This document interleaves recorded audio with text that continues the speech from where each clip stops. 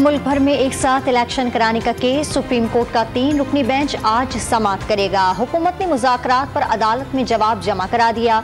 हुकूमत मुज़ाकरात का अमल दोबारा शुरू करने पर तैयार। पूरी कौम का इत्तेफाक है, मुल्क में एक ही दिन में इलेक्शन होने चाहिए। पार्लियामेंट और आइन की बालादस्ती का एहतराम करना होगा।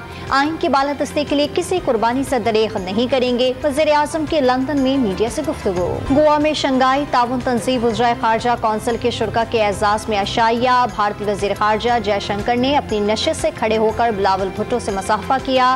दोनों वज़ीर ख़ारजा ने खैर मक़दमी कलमात का तबादला किया। बिलावल भुट्टो की रूसी, ताजिक और उज़्बेकिस्तान के वज़ीर ख़ारजा से मुलाकातें। चीनी वज़ीर ख़ारजा पाक चीन स्ट्रेटेजिक मुज़ाकरात में शिरकत के लिए 2 रोज़ा दौरे पर आज पाकिस्तान पहुंचेंगे। ओहदा संभालने के बाद चीनी वज़ीर ख़ारजा का ये पहला दौरा है। दोनों ममालिक स्ट्रेटेजिक कोऑपरेटिव शराकत दारी की तौसीक़ करेंगे। एक इंसाफ के रहनुमा अली अमीन गंडापुर सखर जेल से रिहा होने के बाद जमान पार्क लाहौर पहुँच गए। PTI के रहनुमा के पहुँचने पर कारकुनों ने इस्तकबाल किया, शदीद नारेबाजी भी की।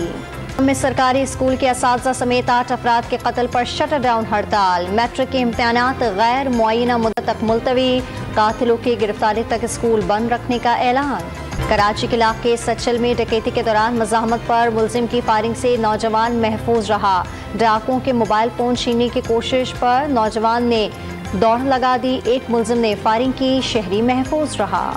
रवा साल का पहला चांद ग्रहण आज होगा। पाकिस्तान में देखा जा सकेगा। चांद ग्रहण का आगाज पाकिस्तानी वक्त के मुताबिक रात 8:14 पर शुरू होगा, रात 12:30 बजे खत्म होगा।